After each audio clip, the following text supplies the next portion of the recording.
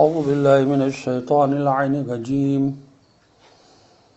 بسم الله الرحمن الرحيم رب السماوات والأرض وما بينهما ورب المشارق إنا زينا السماء الدنيا بزينة الكواكب وحفظا من كل شيطان مارد لا يسمعون إلا الملأ الأعلى ويقذفون من كل جانب دحورا ولهم عذاب واصب إلا من خطف الخطفة فأتبعه شهاب ثاقب اللهم صل على محمد وآل محمد وعجل فرجهم السلام علیکم ورحمۃ اللہ وبرکاتہ۔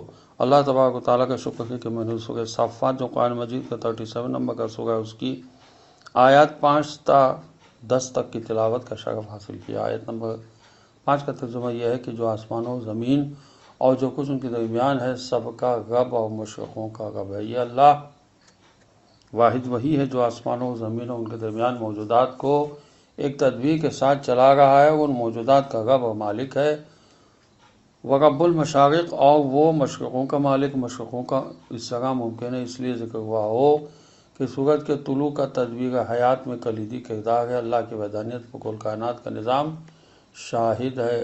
آیت نمبر 6 کا ترجمہ یہ ہے کہ ہم نے آسمان دنیا کو ستاروں کی زینت سے مزین کیا۔ آیت نمبر 7 کا ترجمہ یہ ہے اور ہر سرکش شیطان سے بچاؤ کا ذریعہ بھی۔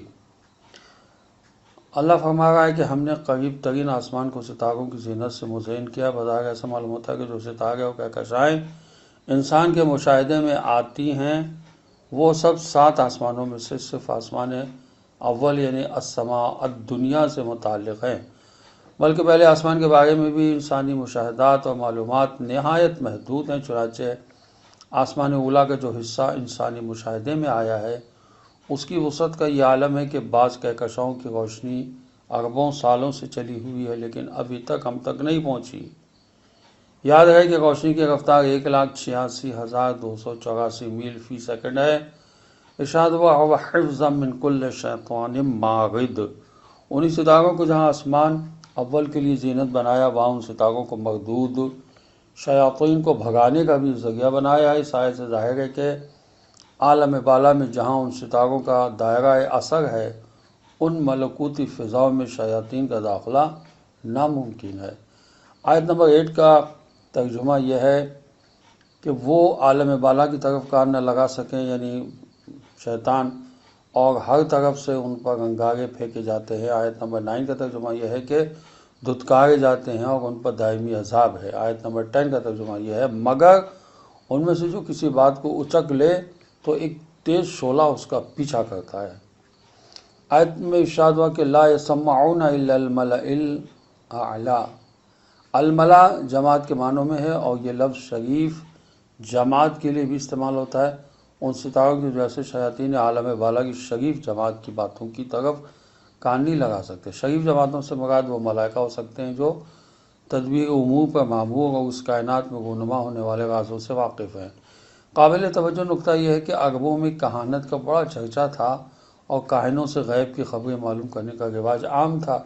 کاہنوں کا یہ دعویٰ تھا کہ جن اور شیاطین انہیں کی خبریں بتاتے ہیں۔ مشرکین نے رسول کریم صلی اللہ علیہ وسلم پر بھی کاہن ہونے کا الزام لگایا، جیسا کہ سورہ شعراء میں اس کی رد آئی ہے۔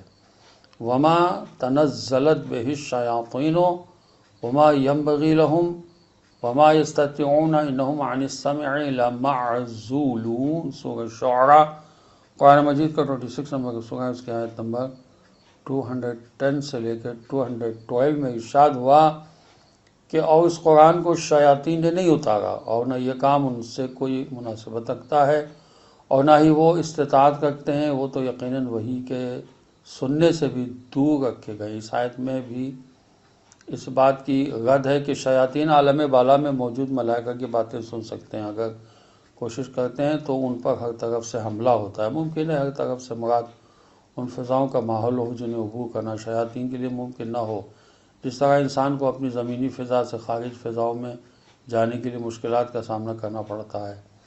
ارشاد ہوا الا من خطف الخطفہ، مگر ان میں سے جو کسی بات کو سن بھی لے تو شہاب ثاقب اس کا تعاقب کرتا ہے اور اسے یا تو ختم کر دیتا ہے یا وہ بات سننے کی نوبت ہی نہیں آنے دیتا۔ شہاب ثاقب کے بارے میں سورہ ہجر کی آیت نمبر 18 اور 19 میں تفصیلاً گفتگو ہو چکی ہے۔ اللہ تعالیٰ کی مخلوقات میں جمالیاتی قدروں کا بھرپور مظاہرہ موجود ہے۔ شیاطین کے لیے اللہ کے راز ہائے تدبیری میں مخالفت ممکن ہی نہیں ہے۔ السلام علیکم ورحمۃ اللہ وبرکاتہ۔